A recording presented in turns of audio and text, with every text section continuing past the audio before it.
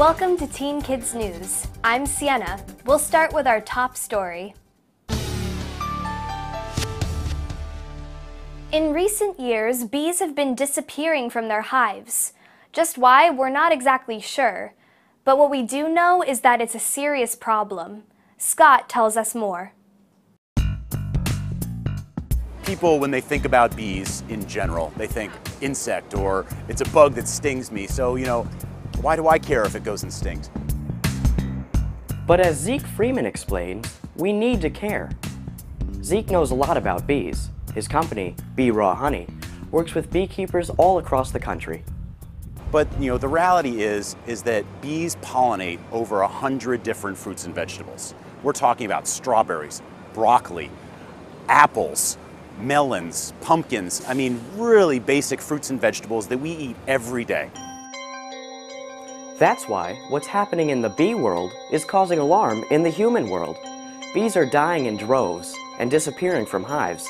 It's called colony collapse disorder, or CCD. Colony collapse disorder has affected over 10 million hives, in fact, killed 10 million hives over the past 6 years.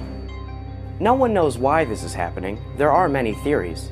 It could be a virus, or tiny insects called mites that attack the bees, or the problem may be man-made.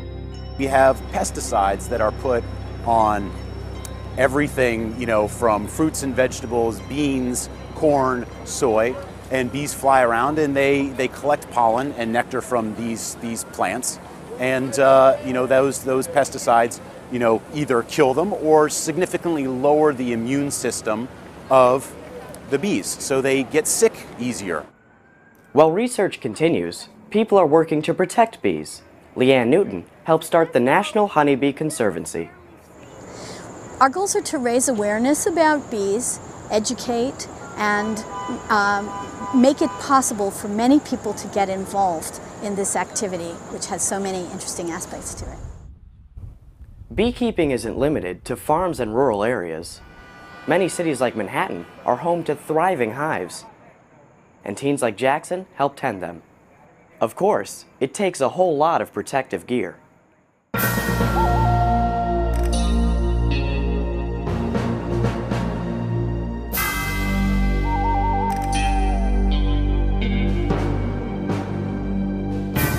When he was younger, Jackson was terrified of bees. Perhaps that's why his dad suggested they give beekeeping a try. I thought he was insane because it would freak me out, but it started to fascinate me. And once I knew that you're completely protected, it's amazing to be around that many bees and have them flying around your head and know that you're protected. It's a really cool experience, and it's fascinating. Jackson visits the hives on a regular basis, making sure the bees have the water they need. Before opening the hive, he prepares a smoke pot. It doesn't harm the bees, but they don't like it, so they will disperse if they're in a large clump, which makes them much easier to deal with. Jackson carefully takes out the frames. He checks each one to make sure everything is okay. If there's a healthy queen and the bees are keeping busy, there's plenty of evidence. The orangey maple looking blobs in the honeycomb, that's pollen that they have brought into the hive, and the almost watercolored substance around these bees here is honey that hasn't been capped yet, which they're still working on, and this is all capped honey which they've finished working on, and that's just storage for them. This is all capped brood, and it's bees being formed, and the bees will crawl out of them there when they're ready to be born. When Teen Kids News continues, we'll tell you how you can help befriend the bees. We'll be right back.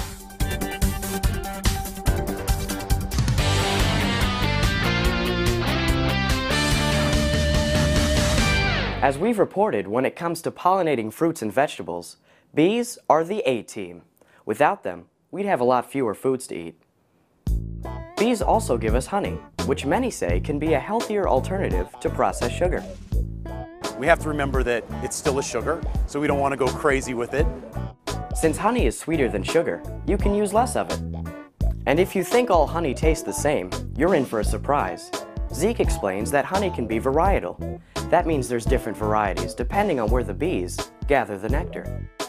Single varietal honeys are honeys that come from a specific floral source, whether it be wild raspberries or wild blueberries, buckwheat, wild sage, orange blossoms. And honey from that floral source gives it a particular color, a particular texture, and a very particular flavor. So you have a honey from New York from an aster flower, and you'll see that it's very clear and amber colored.